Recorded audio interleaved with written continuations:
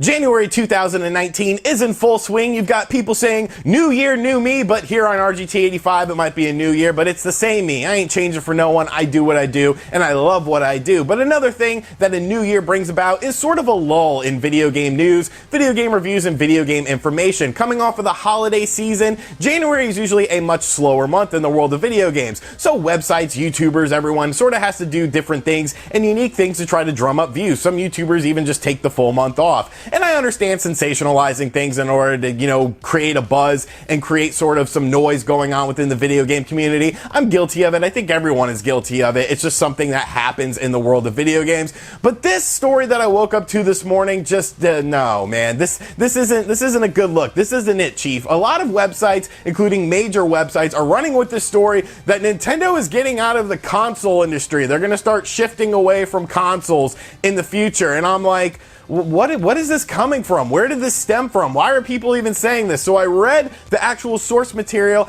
and I'm just sitting here like, wow, that's such a bad take on this situation. So what am I even talking about? What sort of is spurring on this Nintendo is moving away from console stuff? And why is it so just stupid that people are even talking about it in this sort of manner? Sit back, relax, make sure you subscribe to the channel, and let's jump into the sensationalism of this news story. Hey, RGT 85. Hey, Sean. Oh my God, it's Stevie Richards!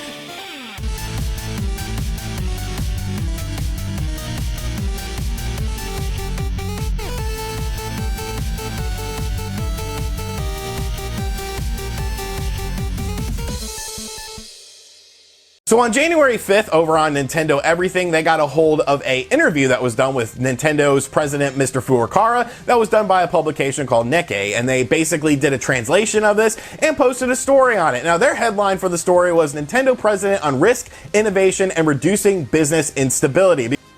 Well, hello there.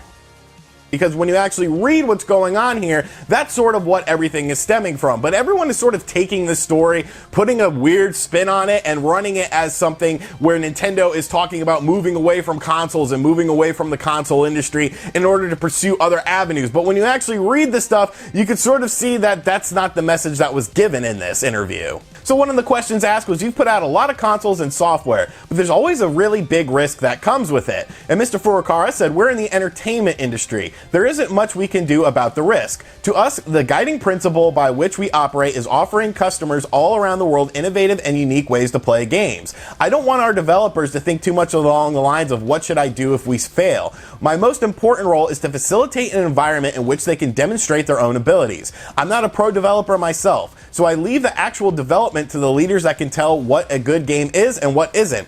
Okay, that all sounds, like a good president. Obviously, he's not a developer. Obviously, he's someone who's a bit more hands-off when it comes to the development of games. And I think you should sort of have that attitude when you are in the video game industry, or even, just pretty much anything in life. You can't worry about the failure aspect of it, because anything in life can fail.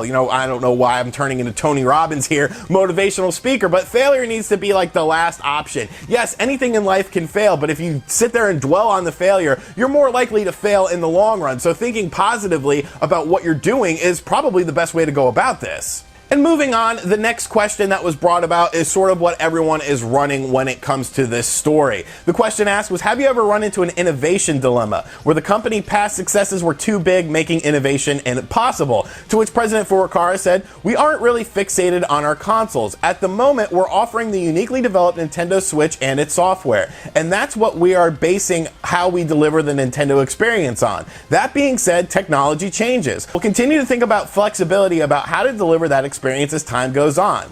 It's been over 30 years since we started developing consoles. Nintendo's history goes back even farther than that. And through all the struggles that they faced, the only thing that they thought was to make the next thing. In the long term, perhaps our focus on business could shift away from home consoles. Flexibility is just as important as ingenuity. The next question asked was, do you expect fluctuations in business performance to continue from here on? To which President Furukawa said, I'm thinking about little ways we can reduce that instability. I'd like to increase the amount of games on smartphone that have a continuous stream of revenue. We're also dabbling in theme parks and movies, different ways to have our characters to be a part of everyday life. I'm anticipating a strong synergy like that. So from that, people are running with this story in multiple different ways. They're saying that Nintendo is leaving the console industry, that they're looking towards other things, that they're going to be focusing more on mobile games and things of that nature. And I'm sitting here like, have you not been paying attention to what has been happening in the world of video games in the past decade? Like, are you new to this? Is this something that you haven't really spurned about? Like, let's be honest. Let's look at some statistics first and foremost. Video game sales in the holiday season of 2018 for consoles and things like that were way above expectations. There were record-breaking console sales in 2018. Look at something like the PS4, which has sold over 80 million systems. Look at the Nintendo Switch, which is one of the fastest-selling consoles to date. Like, it's not like this is an immediate impact that you're going to see, you know, the Nintendo Switch is Nintendo's last console. You have to think about shifts in the video game marketplace. I don't think 10 years ago people would have thought that mobile games and the whole mobile movement was something that was going to catch on. But let's be honest, it is something that has been catching on. It is something that has been a positive thing for a lot of companies. Now, granted, it has been a negative thing for a lot of companies,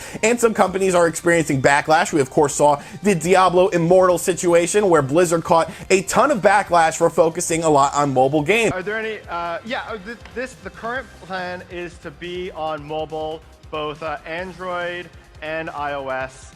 We don't have any plans at the moment to do PC.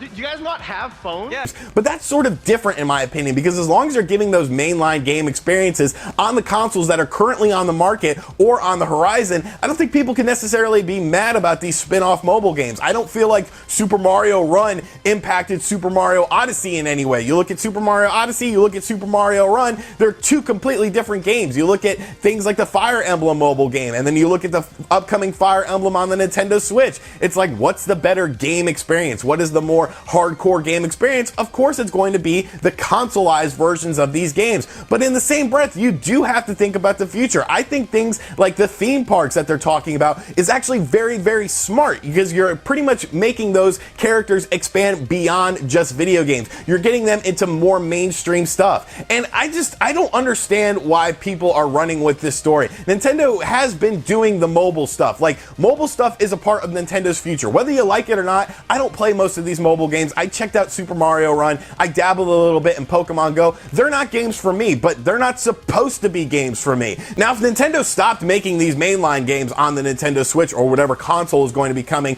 their next console, then yes, I would be a bit disappointed with that. Yes, I would be upset with that. But that's not the position we're in. You can't really think about what position we could potentially be in when we're in this position now. The Nintendo Switch is literally breaking sales records for Nintendo. Why would they move away from the console market? It's like, this was just a question that was asked, and it looks like President Furukawa is someone who is a bit, open, and he's just open and honest about business practices and the future of the video game industry. Nobody knows what the video game industry is going to look like in 10 years. I don't think many people foresaw Nintendo doing a hybrid console 10 years ago. I don't think many people saw, mobile games having this huge rise 10 years ago. You cannot predict the video game industry as much as we like to try to and look at things and look at, graphs and sales statistics and things like that. You still can't really predict what is going to happen in the future. But the fact that all these websites and YouTubers are running with this as, just so sensationalized, Nintendo is leaving consoles, Nintendo is leaving, their dedicated fan base to move on to mobile, and they're going to make more mobile games.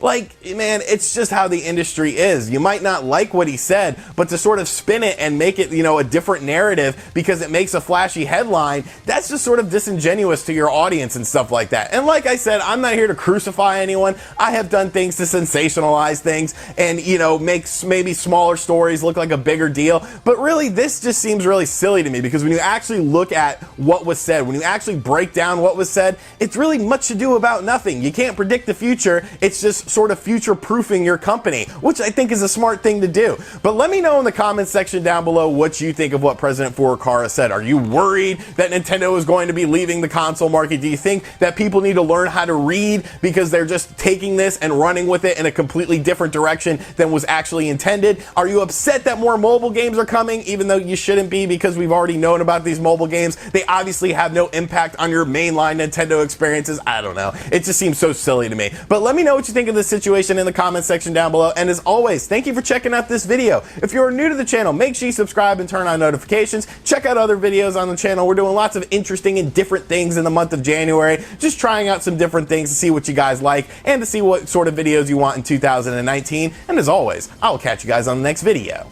Later.